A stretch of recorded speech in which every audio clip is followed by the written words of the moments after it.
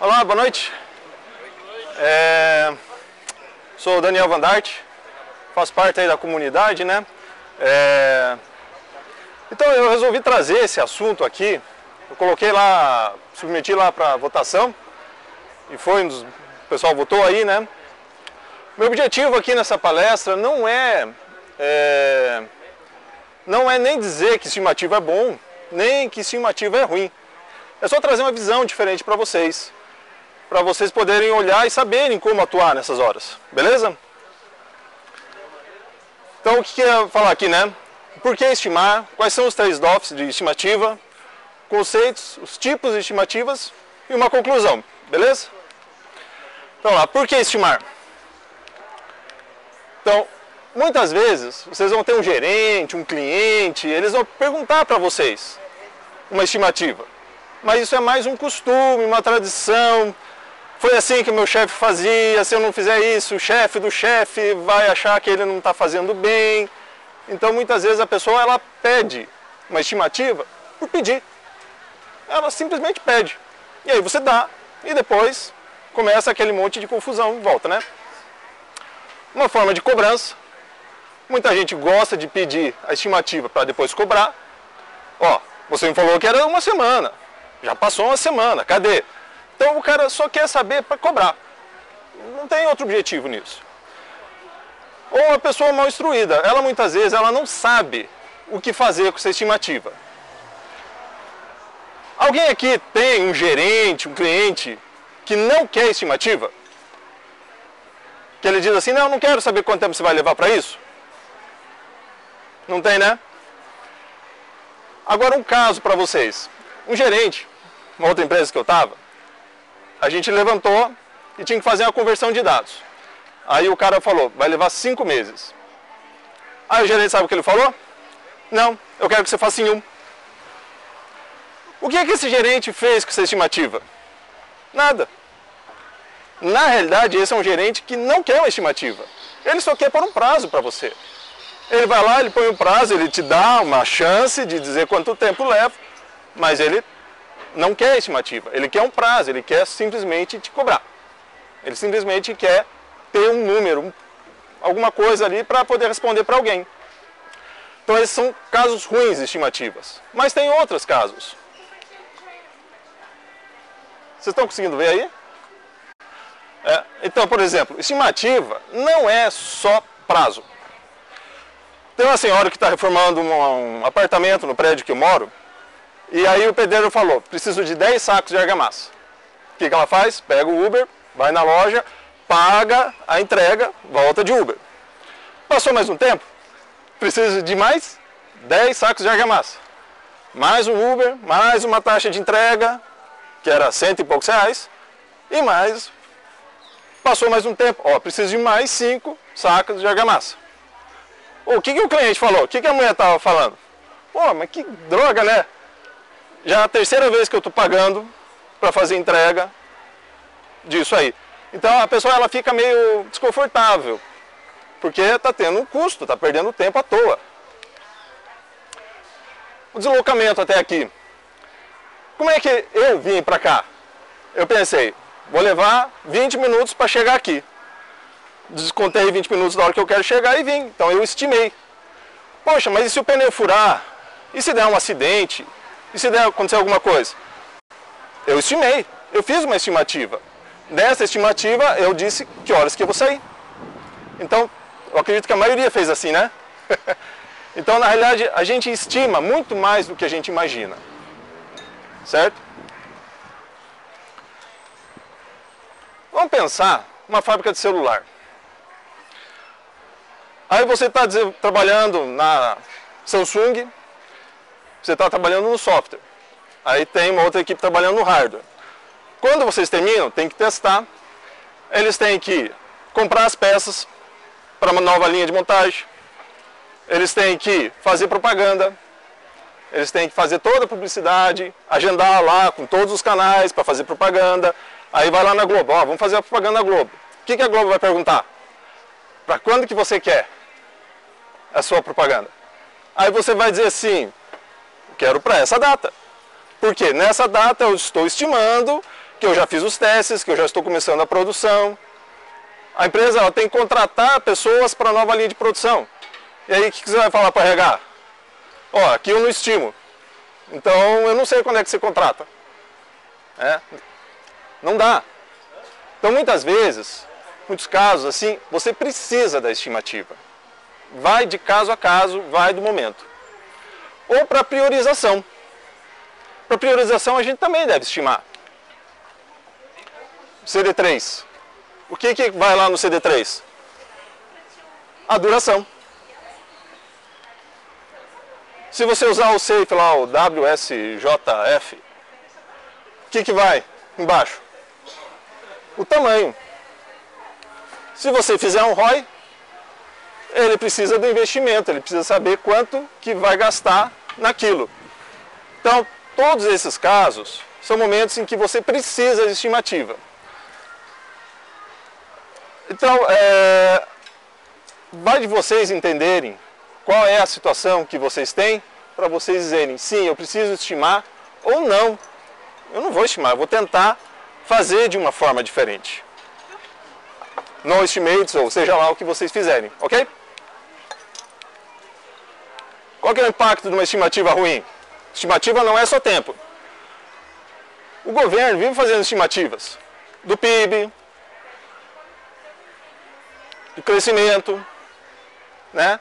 Eles fazem várias estimativas. E se eles estimam mal, as empresas vão investir mais ou elas vão investir menos. Então isso tem um impacto enorme no país porque não souberam estimar. Quantas vezes eles acertam nessas estimativas? Difícil, né? É bem difícil. Mas eles precisam fazer isso. Não é uma questão do que eu acho, do que eu acredito. É uma questão do que as pessoas esperam de mim. No outro caso, eu não escolhi o pombo à toa, tá? É um caso que eu tenho lá na empresa. O cliente vai pedir, eu preciso de um relatório, eu preciso dessa feature. E eles pagam muito caro. Eles pagam muito caro por isso. Então eles vão chegar para um banco, lá para um emissor, e vão perguntar, olha, está aqui o dinheiro, eu preciso desse relatório. Quando fica pronto? Aí a cadeia de pombos vai fazendo pergunta, né? Quando fica pronto, quando fica pronto. E você vai dizer o quê? Se a tua estimativa falhar, você já sabe o que o pombo vai fazer, né? Então, não é uma questão de querer. É uma questão de relação comercial. A pessoa ela não vai depositar uma grana ali para você e dizer assim, entregue quando estiver pronto. Entrega lá quando você achar que deve entregar. A pessoa ela vai dar uma grana para a tua empresa porque ela tem uma expectativa. E qual que é o impacto de uma estimativa ruim, né? Você vai gerar estresse, vai gerar conflito. O cliente falou, você falou que ia entregar em 4 meses, eu estou esperando. Cadê meu relatório? Cadê aquela feature nova que eu pedi? Aí vai todo mundo para a sala para entender, para dar aquela situação que todo mundo já conhece, né?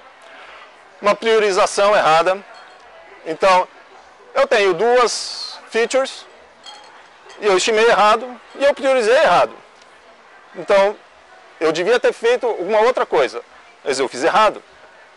Então, isso vai perder, a empresa vai perder dinheiro. Vocês vão perder timing, vai perder muita coisa. Depende também da situação. E perder de tempo.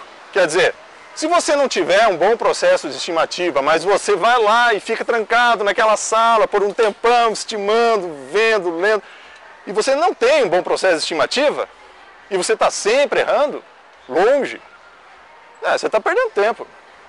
Então, ou você para de fazer a estimativa, ou você faz diferente. E quais que são os trade-offs de uma estimativa? Ela requer tempo e dinheiro. Requer tempo e dinheiro. Então, aquela coisa de, eu vou perguntar para o desenvolvedor, e ele vai, em 5 minutos, dar um prazo mágico, e tudo vai acontecer do jeito que a gente espera. Então, se for realmente importante para a sua empresa, se o cliente realmente precisa daquela data, e você trouxe isso numa relação, está lá, uma relação comercial, você vendeu uma ideia, você vendeu um projeto, você já pegou o dinheiro, então a empresa ela precisa realmente saber estimar, senão ela vai queimar a imagem dela. Então ela tem que investir nisso, ela tem que investir em gente estando ali, que está olhando, analisando e trabalhando para melhorar isso. Não é simplesmente enfia numa sala lá e boa. Agora, se ela não quiser investir, você vai assumir que isso não é importante. Então você cai naqueles outros casos em que, eu estou pedindo prazo por pedir, eu só quero seguir a tradição e poder dizer que nós temos um prazo aqui. Beleza? Então, qual que é o ciclo de vida de uma estimativa? Você primeiro tem que preparar a estimativa. Simplesmente chegar e dizer assim, quanto tempo você leva para ir daqui até Brasília? Não sei. Você tem que me deixar me preparar. Eu vou estudar a distância, se eu vou de carro, se eu vou de ônibus. Eu tenho que estudar as alternativas, eu tenho que me preparar. Aí eu vou criar as estimativas, eu vou gerenciar essas estimativas. Toda vez que uma estimativa, você termina alguma coisa, você tem que gerenciar, você tem que entender o que deu certo, o que não deu certo, o que você faz para melhorar. E isso, como eu falei, é tempo, é dinheiro, as pessoas estão lá entendendo o que aconteceu. As pessoas muitas vezes estão lá marcando quanto tempo elas levaram, se você tiver isso, né? Se você está cobrando das pessoas preencherem lá uma planilha, um timesheet lá, então alguém tem que olhar aquilo lá, parar e analisar. E ela vai gastar alguns dias. E depois ela melhora o processo. Quem é aqui que faz estimativa e que passa por essas 4 fases? Não? Ninguém? E nós temos o cone da incerteza. Então, o que eu já vi muitas vezes? A empresa, o gerente lá, ele chega e pergunta, olha, nós precisamos disponibilizar uma nova opção aqui na URA. Né, para essa disposição aqui, para essa opção, você tem que fazer a consulta nesse sistema. Quanto tempo leva? Sei lá, um mês? Então, eu estou nesse comecinho aqui do escopo. É uma variação de 300 a 500%. Se eu der um mês, eu posso levar 5 meses, como eu posso levar uma semana. É isso. À medida que eu vou executando, à medida que eu vou andando com o meu projeto, eu vou descobrindo detalhes e eu vou ter maiores condições de poder estimar. Então, aquela pessoa que pede um prazo lá no começo, sem informação nenhuma, e depois te cobra isso, né? Vocês têm que mostrar esse cone da incerteza. Você tem que dizer, olha, a gente está aqui. E à medida que a gente for andando, a gente vai estimando melhor e você vai sabendo como agir com relação a essas estimativas, o que está variando.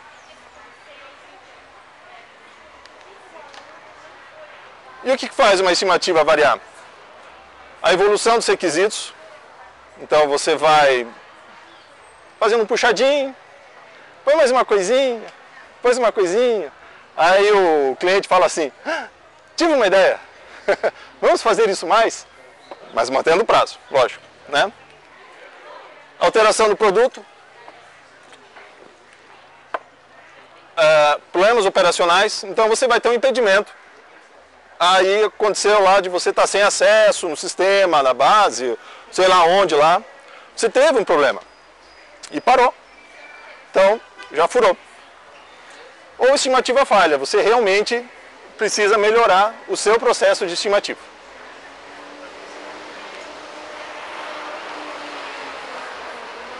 E o que tem que ter uma boa estimativa? Uma identificação clara da tarefa. Vou dar um exemplo que aconteceu num projeto em que resolveram quebrar uma história, ela era muito grande, em duas. O back-end e o front-end. Uma pessoa estava estimando, porque porque ela não estava considerando a lógica no front-end. Mas ela estava achando que pelo menos ia salvar, de qualquer forma, mas ia salvar. E a outra estava achando que salvar era só no back-end. E eles vão lá e eles dão o mesmo prazo. Aí você, pô, como é que você vai dar uma estimativa, vai dizer, olha, são 5 dias, são 5 dias. Só que eu estou pensando em uma coisa, o outro está pensando em outra. Então você tem que ter uma identificação muito clara do que é a tarefa, do que vai, para que todo mundo possa saber e dizer, isso é assim ou é assado. Se você não entendeu, e é muito fácil, muito comum. As pessoas falam um valor, mas quando elas vão ver, ah, tem isso? Ah, mas você já deu a estimativa, né? Então, ampla participação na preparação, quer dizer, está todo mundo entendendo o que vai acontecer, o que é para ser feito. A disponibilidade de dados válidos e dados históricos. Então é bom quando você, depois de um tempo, você olha e diz assim, olha, historicamente a gente levou um mês para fazer isso. E aí você tem uma referência. E a partir desse momento você começa a usar referências. Se você não tem dado histórico, você não tem nada, né? Vamos supor que eu diga para vocês assim, quanto tempo leva para ir daqui até Brasília? Aí uma pessoa vai dizer, eu levo 1h30. A outra vai dizer, eu levo um mês. Por quê? Uma pessoa pensou em avião, outra pessoa imaginou ir de bicicleta. Então você não está claro. E aí depois que você foi, estabeleceu, não, é de avião. E você vai uma vez, 2 vezes, aí uma terceira atrasa. Deu um problema no aeroporto. Então você já começa a ter dados históricos. Depois de 10 vezes você fala, olha, deve levar 1h30, mas 20% das vezes ele atrasou meia hora. Você já começa a melhorar os dados, os números que você passa. Isso vai melhorar a sua imagem, vai diminuir o estresse, vai diminuir o conflito. As pessoas elas vão acreditar mais nesse processo. E uma provisão para incertezas. Então, é igual eu vim para cá. Eu pensei, levo 20 minutos, mas vou dar uns 5 minutos para achar um lugar para parar. Então eu coloco lá um tempinho mais ali para garantir que eu chego na hora que eu quero.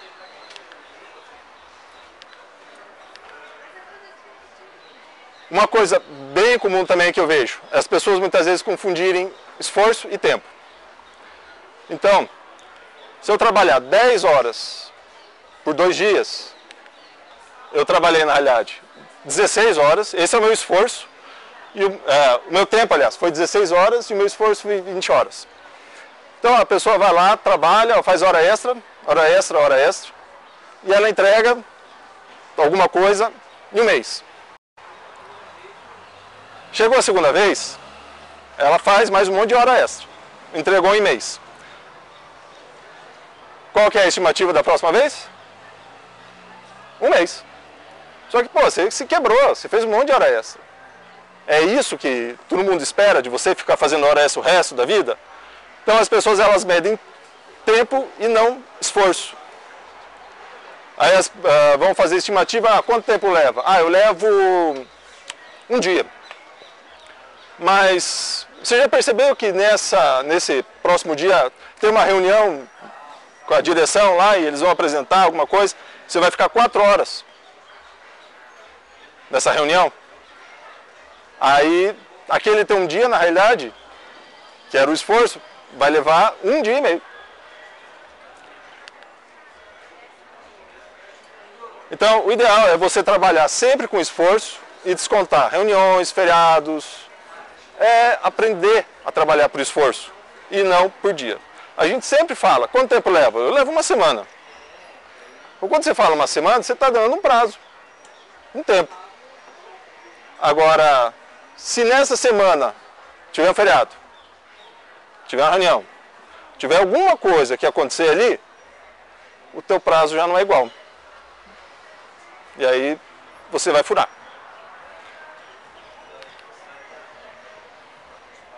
Né? Mesma coisa para o histórico. Então no histórico sempre considere esforço. Se eu trabalhei uma semana, se levou uma semana para ficar pronto, mas eu trabalhei 10 horas todo dia, na realidade foi uma semana e meia de esforço. E quais são os tipos de estimativa?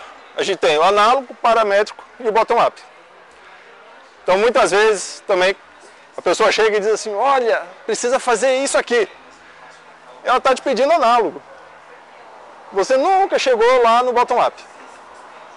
E aí você não vai entrar em detalhes. Você vai errar. A partir do momento que você erra, vem aquela coisa, pô, acho que esse cara não está trabalhando direito não. Ele falou que ele ia entregar num prazo, não entregou, né? Então o análogo é o top-down, é aquele assim, quanto tempo leva para fazer alguma coisa? Você vai lá e decide, lá em 5 minutos, lá, dá um chute. A paramétrica é bom você já ter dados históricos. Né? A análoga você pode fazer, mas na paramétrica você já tem que estar um pouco mais embasado. E a bottom-up que é a mais precisa. Então, vai ser nos detalhes. A recomendação é que você quebre em tarefas de até 2 dias. E aconteceu, isso agora, no projeto que eu estou. As pessoas foram lá, tinha uma história. Quanto tempo leva? Ah, vou levar 4 dias. Aí o Scrum Master, ele, não, vamos quebrar em atividade. Quando quebrou em atividade, a gente descobriu que eram 2 dias a mais. Porque as pessoas vão quebrando num nível. E quanto mais você quebra, mais claro vai ficar para você a tarefa. E mais fácil é de você acertar. É ruim? É ruim. Gasta tempo? Gasta. Mas se é importante, as pessoas vão investir nisso. Uma outra questão, se você está usando o Planning Poker, seja para história, para tarefa, ou para o que for, e não tiver divergência, todo mundo põe 5, todo mundo põe 8, todo mundo vai lá e põe 13. Tem alguma coisa cheirando errado aqui. Não, tem que ter alguém em algum momento que tem uma sacada, ou entende alguma coisa. Ó, você está esquecendo que tem que fazer isso aqui. E aí a tarefa lá vai ser maior ou menor. Então o Planning Poker, ele não é simplesmente você estimar. É você discutir. É você abrir para as pessoas discutirem. E elas trazerem alguma coisa que vai diminuir ou aumentar o teu tempo, o teu esforço. E aqui tem uma... Não sei se vocês gostam muito desse livro aqui, do Mythical Man Month. Ele fala, a proporção do desempenho entre uma pessoa e outra pode ser de 1 para 10. Desculpa, precisei erguer só um pouquinho o som, né? Tá bom? Assim? Tá bom. Vocês estão ouvindo bem? Então, quem deve fazer as suas próprias estimativas é o indivíduo. Se alguém chegar para você e disser assim, ó, o Zezinho ali faz em 4 horas. Bom para ele. Faça a sua própria estimativa. Senão varia.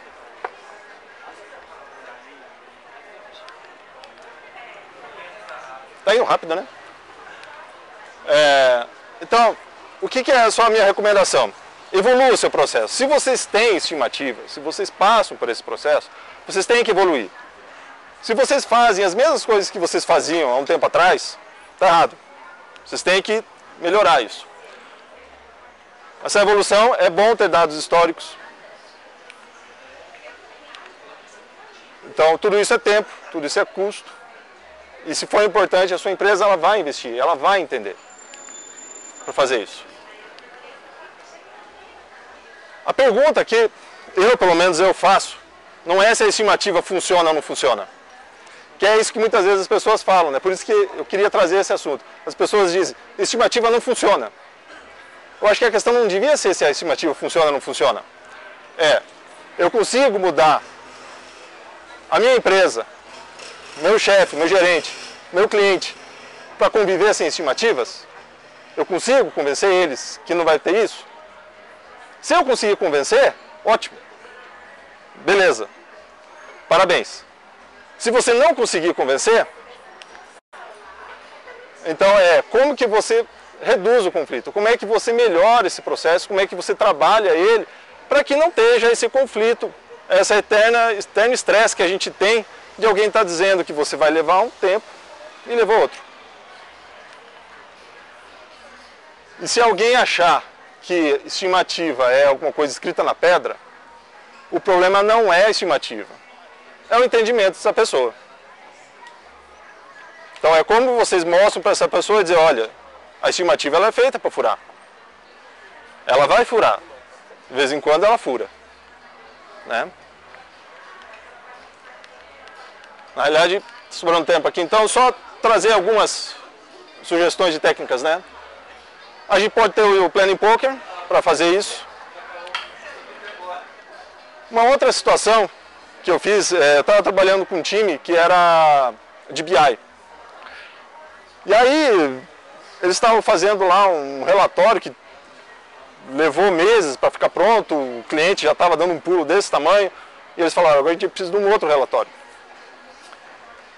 E aí eles foram lá e deram um prazo. Eu falei, não, vamos sentar, o que dificulta para vocês? O que dificulta para fazer isso aqui? Ah, é quando tem subtabela. Então a gente fez uma tabelinha. Aqui, só para ter uma ideia, né? A gente fez uma tabelinha de referência do que é complicado. Subquadros, dificulta. Mais subquadros, mais dificuldade. Campos calculados e números de bases. Se você tem que fazer um relatório que vai numa base, é uma coisa. Se esse relatório você tem que ir numa base, noutra base, noutra base, noutra base, é diferente. Então quando a gente fez esse quadrinho, a gente descobriu coisas que estavam totalmente furadas.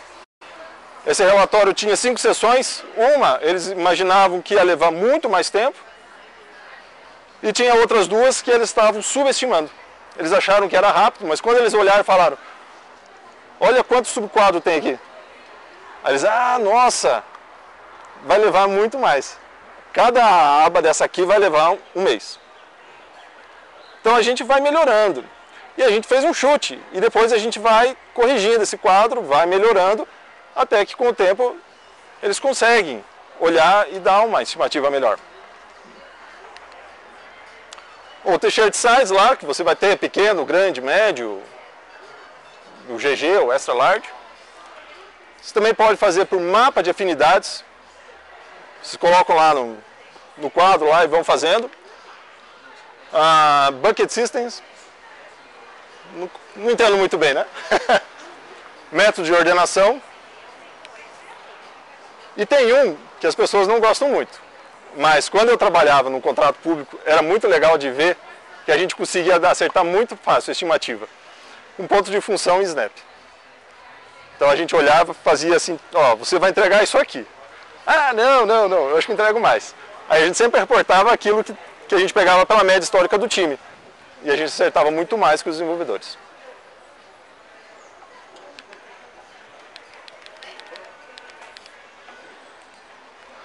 E é isso, pessoal. Espero ter ajudado um pouquinho, espero ter trazido uma visão um pouquinho melhor para vocês assim, do que são essas estimativas. Se vocês conseguirem se livrar delas, ótimo. Venham aqui falar como é que vocês conseguiram convencer um cliente, porque muitas vezes o cliente ele não quer saber, o cliente é o cliente. Né? Então, vocês podem vir aqui e falar, o Danilo também vai falar alguma coisa bem legal aí. Mas se vocês não conseguirem se livrar desse estigma aí, dessa ratoeira, né? Então, aprendam, trabalhem com o Cone da Certeza, trabalhem com técnicas, melhorem o seu processo, conduzam o seu gerente, o seu cliente, para entender melhor esse processo. E aí, diminua esse problema na vida de vocês, né? Beleza? A gente faz agora perguntas? Faz uma, vai dar pra